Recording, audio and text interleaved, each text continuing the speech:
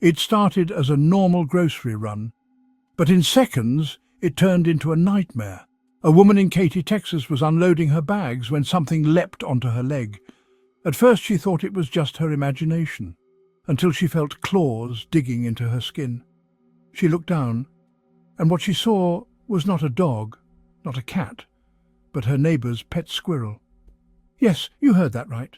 A pet squirrel that had escaped, gone rogue, and launched into a full-blown attack, climbing, biting and clawing its way across her back. 5 hours in the ER, painful stitches and permanent scars later, we ask, what went wrong? Why was someone keeping a wild animal in their home? And who's responsible when exotic pets turn savage?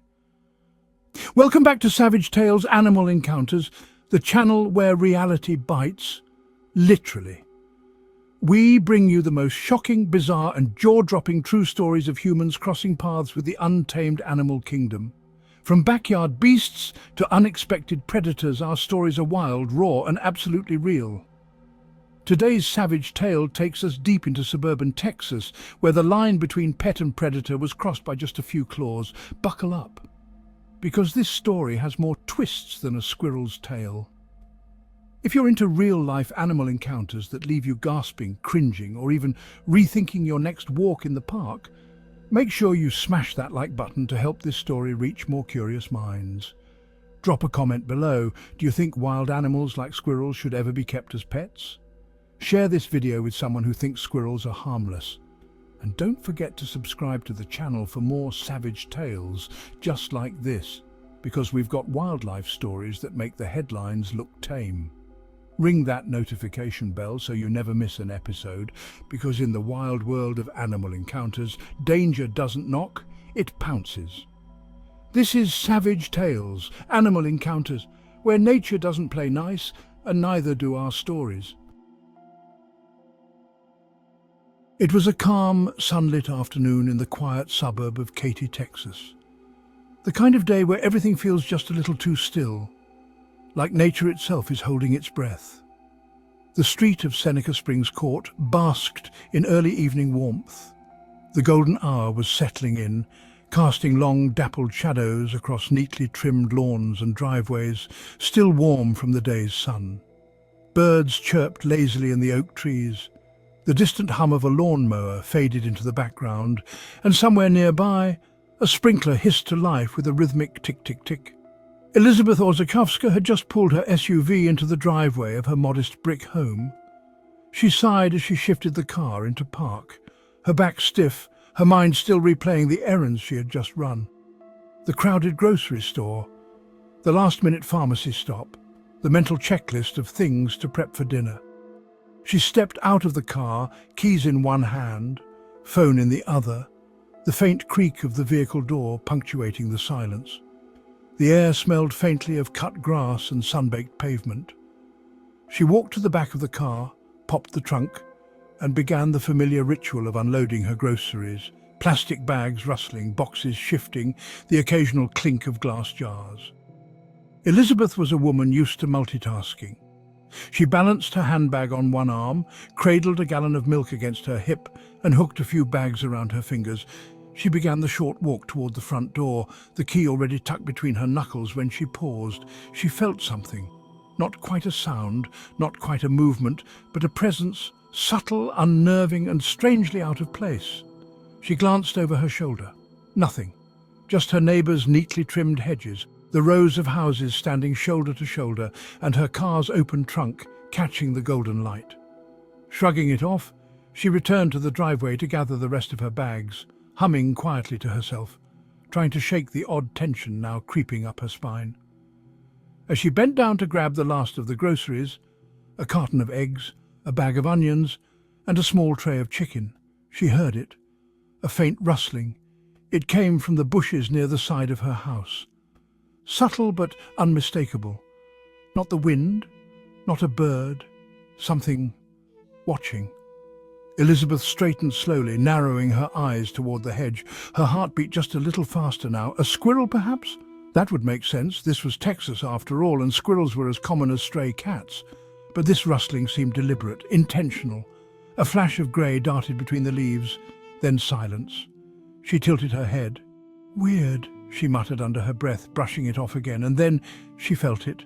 A subtle touch on her shoe, a light pressure, not sharp yet, but real. Her eyes dropped downward. That's when she saw it.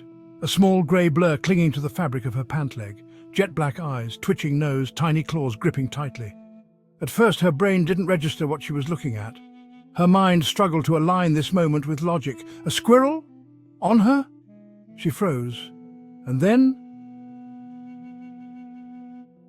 the squirrel exploded into motion. It happened in a blink. 1 second it was clinging to her pant leg, an odd, twitchy presence.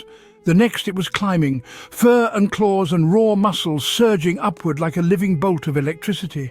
Elizabeth gasped, instinctively jerking her leg, trying to shake the creature off. But BB, the squirrel, once a domesticated pet, now completely overtaken by instinct, dug in harder. His needle-sharp claws pierced through denim and into her skin with ease, anchoring him as he scrambled higher. The sensation was unreal. Tiny claws scrabbling over her thigh, scratching, scraping, leaving shallow cuts that began to burn as soon as they were made. Elizabeth shrieked, stumbling backward, her groceries spilling to the ground in a crash of plastic and glass. A carton of eggs burst open on the driveway, yolk and shells scattering across the concrete as the attack escalated. By now, BB had reached her torso, his claws tearing at her shirt as he climbed. Elizabeth tried to swat him away, but her arms flailed helplessly, each movement too slow, too clumsy to stop the frenzied assault. Then he reached her back. Clinging like a burr, the squirrel began to bite, hard. The first bite landed on her shoulder blade. It was deep, jarring, and sent a bolt of pain through her entire body. She screamed again, louder this time, staggering in a panicked circle as she tried to shake him off. The squirrel, now in full panic or aggression mode, didn't stop. He bit again, this time at her upper back near the spine, his teeth slicing through the fabric of her shirt and into soft skin. Blood began to seep through her clothing. Elizabeth could feel each puncture, each claw drag. Her mind was swimming now, overwhelmed by pain, confusion and sheer disbelief. This couldn't be happening. This wasn't supposed to happen. It was a squirrel, not a mountain lion, not a dog. And yet it was attacking her like a predator in the wild. Her cries echoed through the neighborhood. A neighbor emerged from their home across the street, drawn by the screams. "Elizabeth, are you okay?" they shouted, unsure whether this was a medical emergency, a fall or something worse. But before they could reach her, they saw it, a grey blur darting across her back, fur standing on end, tail whipping with agitation. Elizabeth fell to her knees, panting, sobbing, clawing at her back. With a final kick of her shoulder, the squirrel launched off of her and sprinted across the yard, disappearing under a hedge. It was over, but the damage was done. The silence that followed was eerie, broken only by Elizabeth's ragged breathing and the distant hiss of her car's still running air conditioning. Her shirt was torn. Blood spotted the back fabric and dripped from fresh claw marks along her arms and shoulders. Her hands trembled as she reached for her phone, fumbling it twice before finally managing to call for help. Emergency services arrived minutes later. Paramedics found her sitting on the curb, surrounded by scattered groceries, her knees drawn to her chest as a neighbor tried to keep her calm. Her hands were swollen, her face pale, and tears streaked down her cheeks. She was taken to the nearest emergency room, where she spent the next 5 hours being examined, cleaned, and treated. The doctors were stunned. Not just by the number of scratches and bites, but by the force behind them. Some lacerations on her back were deep enough to require stitches. Others had already begun to bruise and swell. She was placed on strong antibiotics to prevent infection. Fortunately, no rabies treatment was needed. According to the CDC, squirrels almost never carry the disease, and there's never been a documented case of squirrel-to-human rabies transmission in the United States. But still, the risk had to be considered. And the emotional toll? That was harder to treat. Elizabeth later shared that she couldn't sleep for days. Every time she closed her eyes, she felt claws scraping her skin again, reliving the moment the squirrel latched onto her body and wouldn't let go. The attack left her not just physically scarred, but psychologically shaken, haunted by the betrayal of safety in her own front yard. Her hands remained so swollen and painful, she couldn't return to work for days. She had to cancel meetings, delay errands, and rely on friends and neighbors for basic tasks.